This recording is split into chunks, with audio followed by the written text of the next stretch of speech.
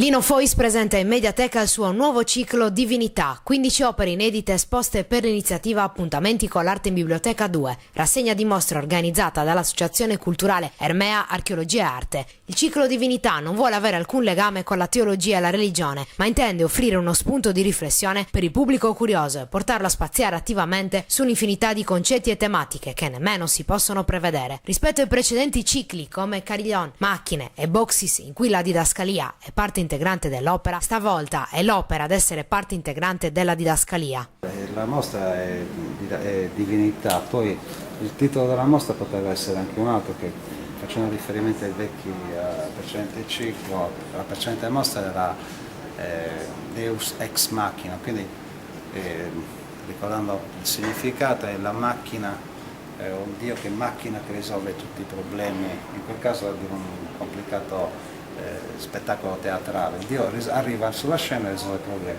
Quindi da questa idea comunque queste divinità hanno appunto dei collegamenti con la precedente mostra, che erano macchine in cui c'erano sia macchine che risolvevano i problemi, sia macchine che vennero costruite semplicemente per il gioco di parole, tipo stringere amicizia diventava una macchina, perché all'interno della parola della frase c'era un'azione meccanica. Le divinità nascono anche queste all'inizio con dei dei, delle divinità, degli dei che hanno dei nomi come Vitalia. Anche in questo caso si innesta il solito discorso della didascalia, che è fondamentale. Nel mondo ci sono, basta applicare anche in modo più semplice, divinità o Dio, Dea, Dio in internet, nella rete, si scopre che ci sono milioni di dei, cioè milioni di dei che tutti forse si sono inventati e hanno adorato. E in questa mostra ce ne sono 15 in più, ne ho fatto altri 15, come se non bastassero. La dea della temperanza invece era già comune, non l'ho inventato io, ma ho giocato solo sulla parola temperanza, che ovviamente vuol dire equilibrio. In questo caso la temperanza è un gioco di parole che mi ha consentito di mettere il tempera matite, che poi tempererà la testa della dea, però il gioco è solo verbale. Poi c'è un cortocircuito, nel senso, Dio che se non ci fosse bisogna inventarlo, ma se c'è perché ce lo siamo inventato, no? In questo caso ho voluto ambientare il tutto in una sorta di marina in cui c'è una nicchia con la solita offerta ed è la nicchia è vuota, non c'è niente. Questo perché comunque vada, la maggior parte delle azioni che noi svolgiamo, anche rituali o religiose, le facciamo con delle cose, con degli oggetti che sono vuoti, e le chiese comunque vada sono piene soltanto perché i fedeli hanno pensato che lo siano. Così il tabernacolo, così le tombe dove si continuano a portare i fiori a persone scomparse più di 50 anni fa e dentro cui non c'è niente, assolutamente niente.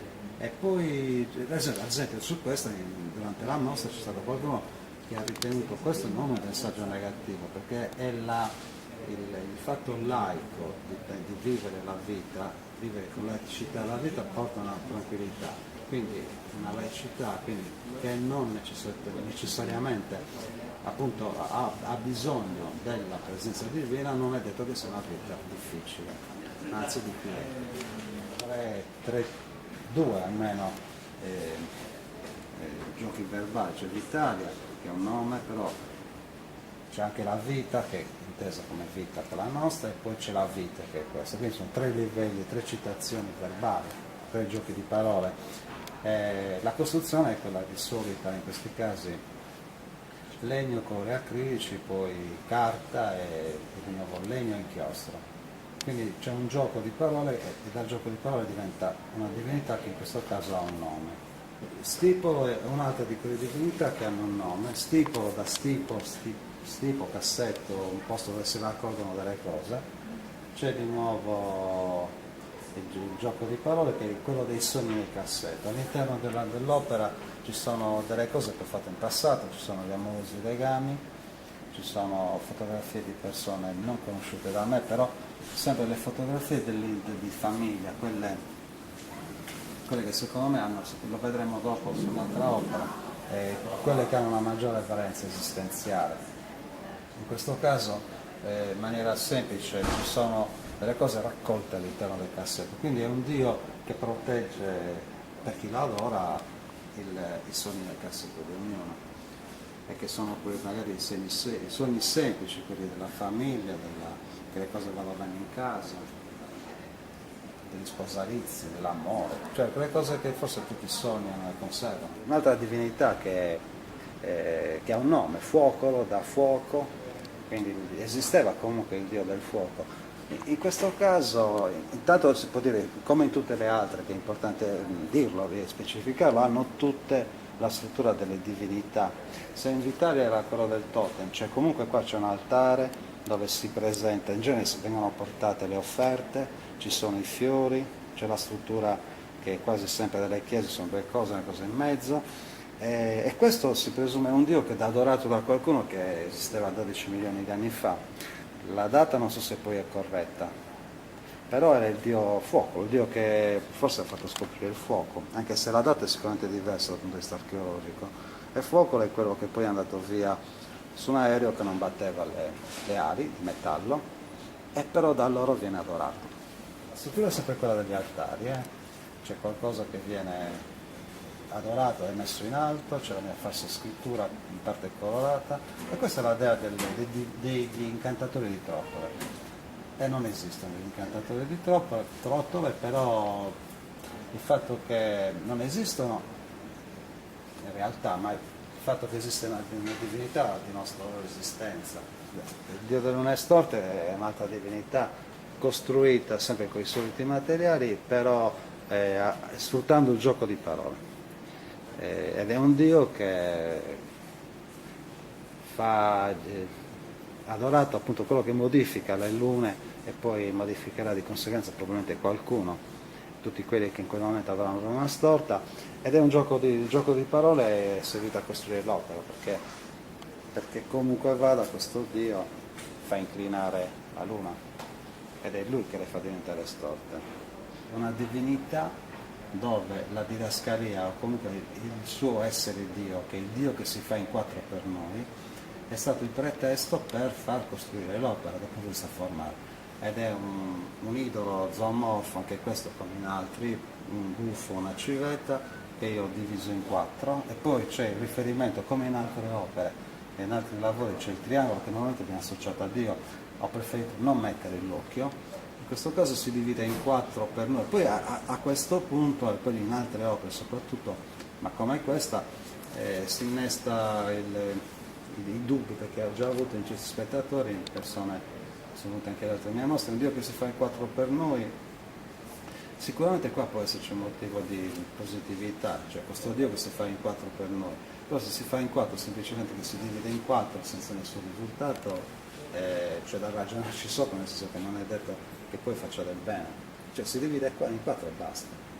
Infatti il gioco verbale è meno efficace, nel senso che non nasce da un gioco col gioco di parole come abbiamo visto prima, però c'è un Dio che la sua funzione è più lunga, è quella che è un Dio che si stupisce per le infinite richieste che gli vengono rivolte, perché sa di non poterne soddisfare nemmeno una.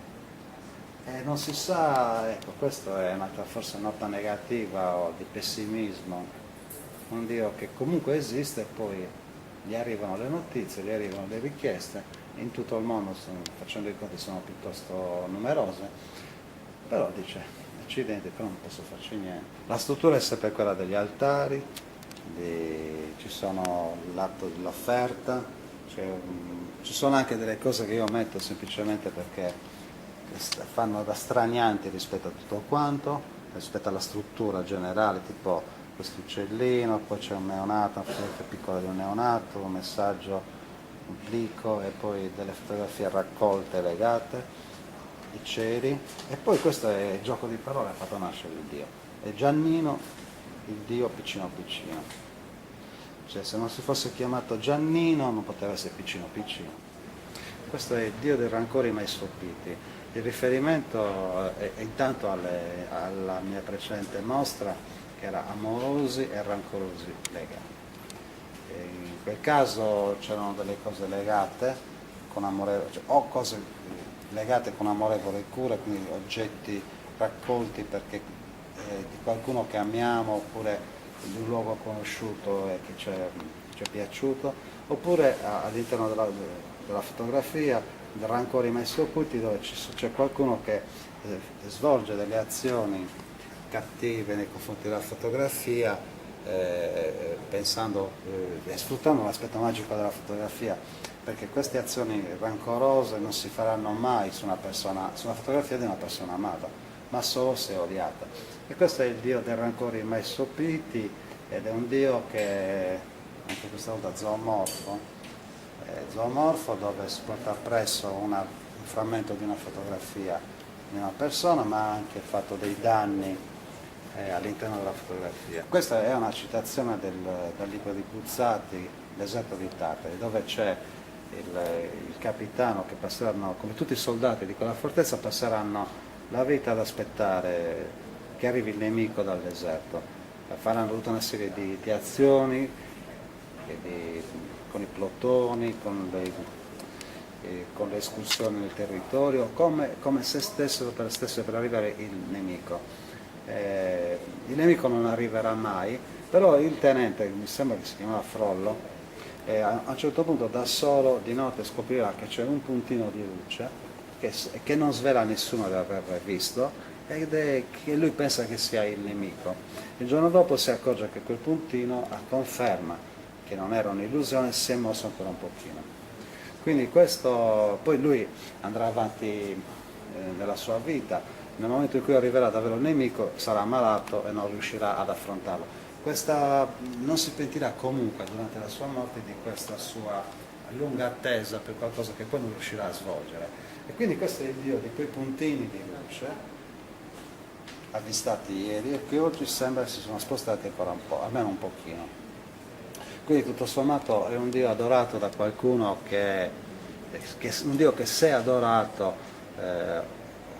farà avverare delle cose che saranno quelle cose che chi la adora, in questo caso il Dio, chi la adora vorrà avere un cambiamento. C'è di nuovo un gioco di parole, perché riflette sia pensa, no? Quindi fa delle riflessioni, però in questo caso il triangolo, che notoriamente quasi sempre viene associato, simboleggia a Dio, è su uno specchio, e lo specchio riflette, no? Riflette sia noi, quello che è il mondo esterno, ma anche riflette le immagini, in questo caso sono della famiglia, quelle fotografie che, come in altri casi, sono quelle che uso io proprio perché hanno una grande valenza esistenziale.